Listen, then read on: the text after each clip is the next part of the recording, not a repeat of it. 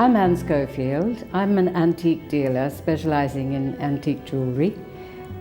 I'm in my store in Sydney and I have been at this business for 44 years. Well, I started collecting jewellery way back in the early 60s when I was presented with a very beautiful antique ring by Leo Schofield, who I was to marry in a couple of weeks' time. I'd arrived in Southampton in Britain. He met me at the wharf holding a bunch of violets and a little ring, which was an amethyst floral cluster antique ring. And I thought it was the most beautiful thing I'd ever seen. And I just fell in love with antique jewellery from that moment on.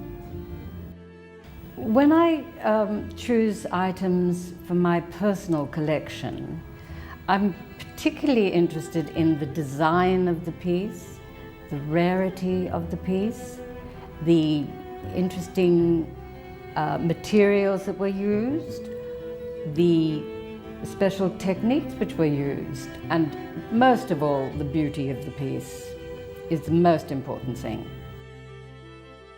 I think the desire for adornment is something which is really basic and almost primitive in our makeup, because jewelry is worn by every culture, even the most primitive cultures have always worn jewelry. They've worn jewelry made from whatever materials are at hand. It could be shells, or it could be feathers, or animal skin.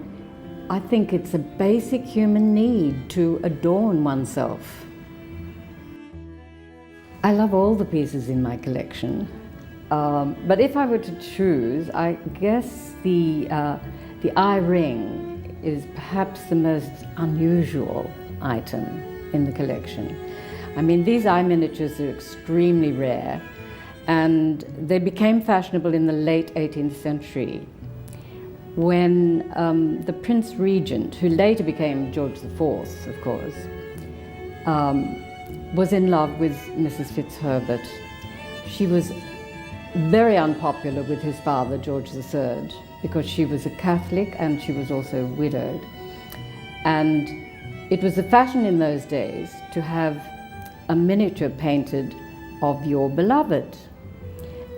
And because the king disapproved of his beloved so much, he had a miniature painted just of her eye, so that nobody really would know who it was.